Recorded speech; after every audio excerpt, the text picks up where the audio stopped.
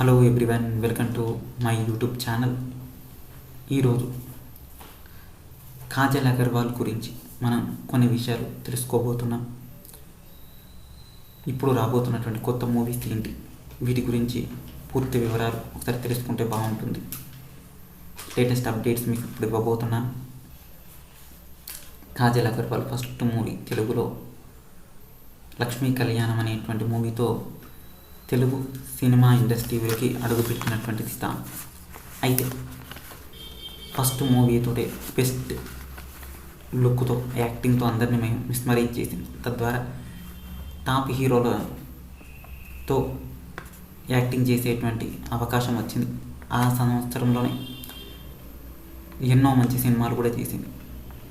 ఆర్య 2 అల్లు అర్జున్తో చేసినటువంటి సినిమా, ఇప్పటికీ ఆ సినిమా మంచి పేరుని,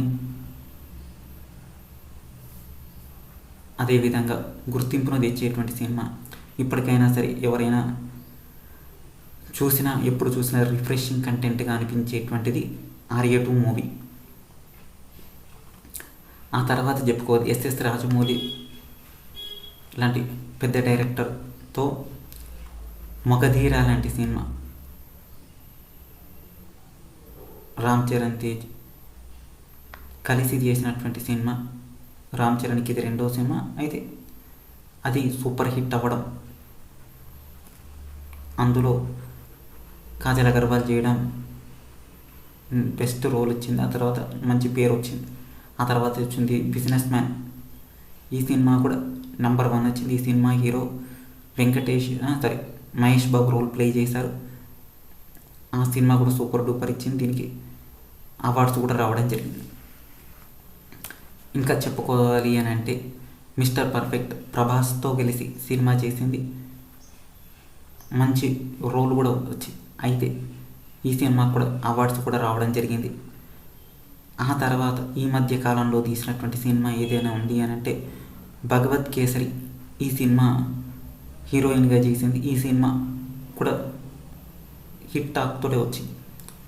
అయితే ఈ సంవత్సరం ఏం చేస్తుంది అని కనుక చూసేటట్టయితే సత్యభామ అనేటువంటి ఒక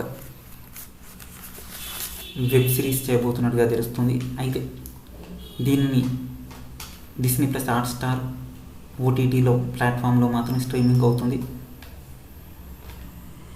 ఏఎస్పి సత్యభామగా తాను యాక్టింగ్ చేయబోతుంది. ఈ సంవత్సరంలో ఇదే సినిమాను తను చేయబోతుంది. అయితే దీన్ని గురించి పూర్తి సమాచారం బయటికి రాలేదు. ఎప్పుడు ఏంటి అనేది తెలియదు. కాకపోతే దీనిలో సాంగ్స్ లాంటివి, ఆడియో రిలీజ్ లాంటివి ఏమి ఉండవు కనుక డైరెక్ట్ ఓటీటీలో లాంచ్ చేసేస్తారు.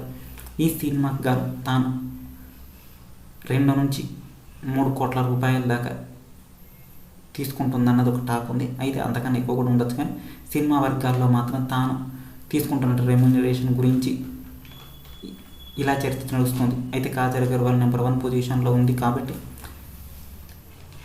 ఎంతైనా పెట్టి తీసుకుంటారు. ఎందుకనంటే తాను నెంబర్ 1 పొజిషన్లో ఉంది. అంతేకాకుండా ఫ్యామిలీ ఆడియన్స్తో పాటు యూత్లో కూడా మంచి క్రేజ్ ఉన్నటువంటి యాక్టర్. అందువల్ల ఓటీటీ ప్లాట్ఫామ్లో ఇలాంటి ఆఫర్ చేస్తుంటే, అయితే సినిమా మధ్యలో లేదా ఒక సినిమాకు మరొక సినిమాకు గ్యాప్ వచ్చేటువంటి సందర్భాల్లో కూడా ఇలా ఓటీటీలో సినిమాలు తీస్తూ ఉంటారు. అయితే ఆ కోవలోకే ఇప్పుడు ఈ సినిమా చేస్తున్నట్టుగా అనిపిస్తుంది. అయితే కాజల్ అగర్వాల్ యాక్టింగ్ పర్ఫార్మెన్స్లో నెంబర్ 1 కాబట్టి ఖచ్చితంగా ప్రతిదీ హిట్ అయ్యే అవకాశాలు ఎక్కువ. అయితే